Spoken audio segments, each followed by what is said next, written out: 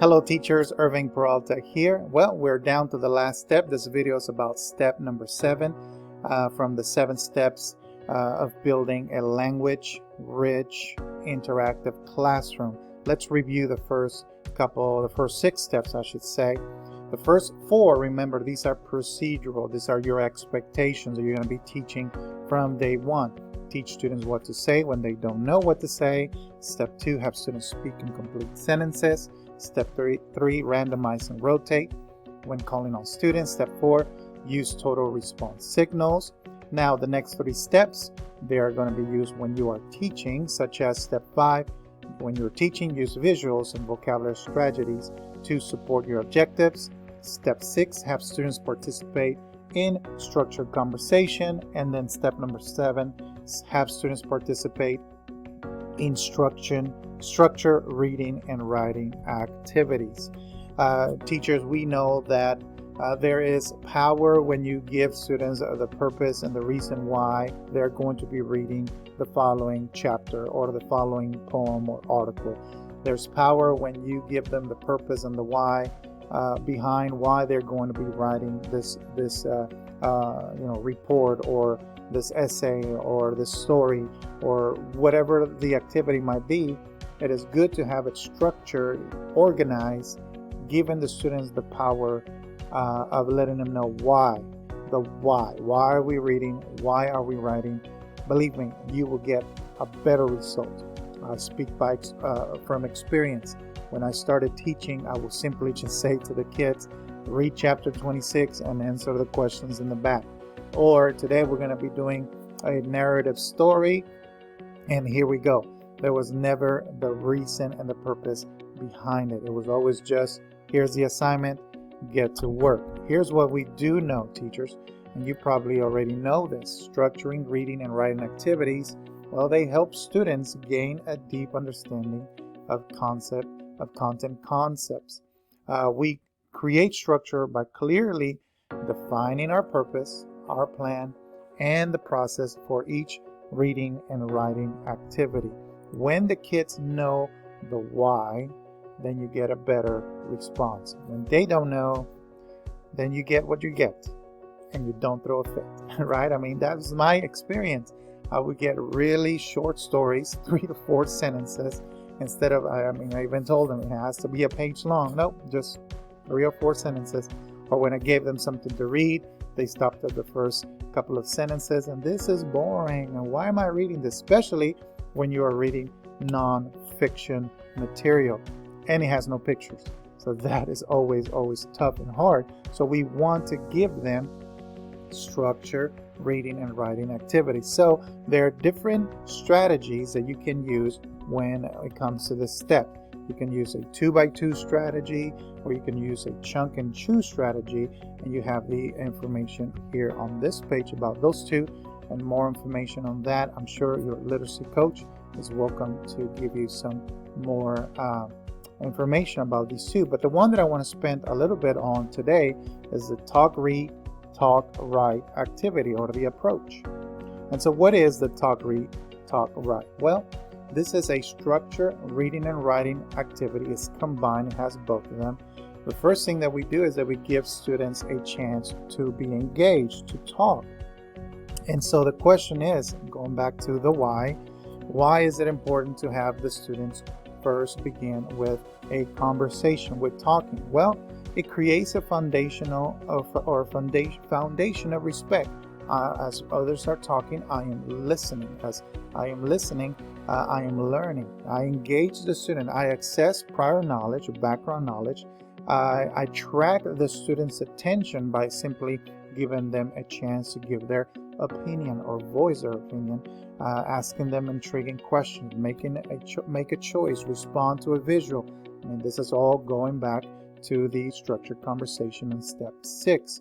It provides an exposure to the concepts that we're going to be talking about in the lesson. It sets, here's the big one, it sets a purpose for why we're about to read the article that has no pictures, or why we're about to read the poem, or why we're about to read chapter 15. And those of you who are in AVL, There, don't forget, there's the power in the chat box. There's power in the chat box. And by the way, I thought about this the other day.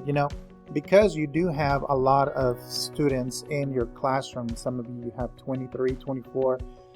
Goodness, best to you. You are doing a fantastic job just managing all of those small screens. So because you might have a big class, I started to wonder, well, how can a student participate when they want to, for example, partner up with someone else and use the feature of the chat box? So then I thought, well, what if, this is just a big what if in the chat box I refer, or when I am partnering with certain students, I refer to them by starting my chat with @ and then add the student name. So for example, if I and Valentina are working in the same group, then I would put in the chat box add Valentina Q, because there might be two Valentinas, so I'll put her first initial, the last name, and then I speak with her. I answer the question, or I have a conversation. I think we can solve this math problem using division and then addition. But again, I am my conversation is towards add Valentina Q. So I thought that might be helpful when it comes to having this conversation between students. I don't know. Let me know in the comments down below if that's something that will work for you. And then once I set once we have that first initial conversation, once I get their attention, then we read, then we give them the article, then we give them the that short poem or short story, or even as we're going through an easy book, we read the first couple of pages together and then we come back. And once again, those of you who are ready, if you're ready for depth and complexity, this is where I just simply love to embed depth and complexity when it comes to the purpose of the reading. These are the 11 icons: ethics, rules, language of the discipline, trends, patterns, big idea, details, unanswered questions over time, multiple perspectives, and across the disciplines. Now, again, I'm not going to go in detail over any of these icons. If you would like more information, you have an advanced academic specialist on your campus. And also you can click on the link on this website that says GT. I will have a video there that introduces the icons. But I like to use the icons to give a purpose for my students to read. So for example, I might say, while we are reading, please look for some patterns. Look for some patterns in this poem. Look for some patterns in the character and how he conducts his life from beginning to when he comes to the problem.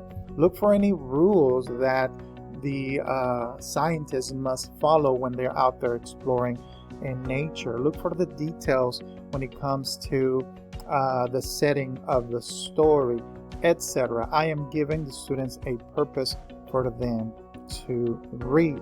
And then we have a second time that we have, once the students have had a conversation, once the students have had a chance to read, well, then we come back to the table and we have a second conversation. And this time, you can use the envelope strategy, where you simply have envelopes at each station and you have the questions set inside of them, so the students can pick those questions and include some sentence stems so they can answer them as well. And remember, if you're using a strategy like this, or whichever strategy it is, or even just posting the questions that you want them to have a conversation about, have questions that will help students with what they're going to be writing about. So whatever you want them to write about, make sure those are the questions, so that they will use the sentence stems and partner up and answer. So as they have those conversations, again, they can have conversations with their elbow partner. Give us some suggestions of what you're doing during this social distancing. We would love to hear from you. So when students are in the second conversation piece, when their students are engaged in academic conversation with peers, strong evidence suggests that students are held accountable for their learning, because they know that they're going to eventually share one of those when they're having that conversation, they're going to be sharing their sentence stems, they're going to be sharing their information. So they're reading and they're held accountable. They learn to respect each other, because they're listening, they're speaking and then listening and then speaking again. It helps with the momentum of the lesson. You know, you had a conversation, then you read, and then you have a conversation again, and the lesson just keeps going. There's no time for misbehavior. It's just continually, I'm doing something constantly. And of course, it assists students with learning the academic language. I don't know how many times I've said that already. The kids know how to talk. I mean, we hear them out in the playground or in the cafeteria or out in dismissal, but we want them to practice the academic language. This is especially helpful for those who are learning the English language. This is their second language. It is helpful because you have those questions, you have that sentence stem, and you have them listening to their partner speak and model that language as well. So then we come to the part of the writing piece, which they already had the first conversation, they already read, they already had the second conversation. So just think about it for a second, teachers. Look at all of the information, the first conversation, their article, their second conversation, their partner's input. Now I have a chance for me to process all of that I just listened to and put it down on paper. Again, with a purpose, using the first talk, using what I read, using the second conversation, and now I am building my writing skills. So here we have a couple of examples. You can pause the video and take a look at these. They're pretty good. Very good, I should say. Poetry. Here, for example, they talked first, which words rhyme. So the teacher has some examples. The kids participated in the conversation. Then they read the poem, Spring is Here, noticing they were paying attention to the words that rhyme. See, the teacher gave them a purpose to read the poem, and then they discussed what were the words that actually rhymed. Handcuff those words that rhymed. They chose two on the part of writing, and then they wrote some additional ones. So these are my first slide of examples, and here's the next one. Again, you can pause the video and take a look at these, and the last one here. All right, teachers, so that concludes all of our steps 1 through 7, and just imagine and picture that you are turning your classroom into this language-rich, interactive classroom where when people come into your classroom, you have an expectation that students feel safe. When they don't know, they can look at that poster and know how to ask for help. They are practicing how to write and speak in complete sentences. You build a positive tension because they don't know when they're going to be picked, so they better be ready because you're randomizing. You are selecting different students every time. You're using a total body signaling or response where the kids are moving and they're just stationary. You are using visuals and when you're teaching vocabulary, and you might include depth and complexity very, very soon. You have structured conversations, so kids, there's a purpose for them to speak, and you're also including structured reading and writing activities. Can you just imagine your classroom is going to completely turn into this amazing a room where students are talking, they feel safe, they're participating, and more than anything, you're just simply watching it all and saying, wow, this is incredible. Thanks so much for joining me through all of these videos. The rest of them are in the website as well.